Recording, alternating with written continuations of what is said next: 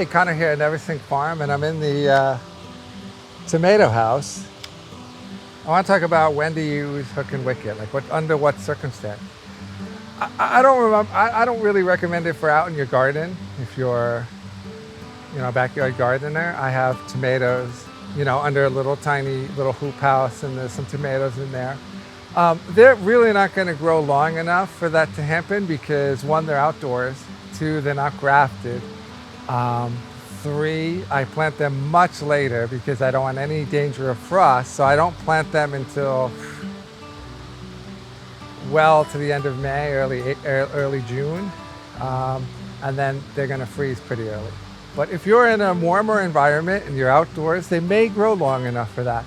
But the problem with outdoors is the structure.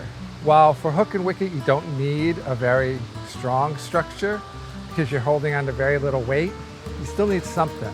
So if you have a small hoop house or something, or some structure that can hold at least 5 or 6 feet of tomato plant, then it'll work. But it's really designed for farming scale. So if you have a hoop house, a caterpillar tunnel, you're using grafted tomatoes, you're doing long season, warm season tomatoes where you have to lower them. Or if you're already lowering and leaning, right, then definitely the switch can be made.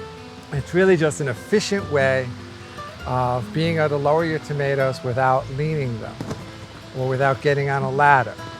Everything is done at this height. There's no getting up there. There's no squeezing a spool and them going, or using that the J hook, I think it's called, where you flip it back and forth, letting out string. This is just faster, easier. Although you can use wickets with a roller hook or use wickets with the tomahawk, that's fine, but you're kind of losing half the benefit by not having the hook. So indoors, long season tomatoes with a decent trellising infrastructure, you're all set for it. And especially if you're trying to earn money. If you're trying to earn money, the system will pay for itself pretty damn quickly because of all that time you now have to be able to work on other things.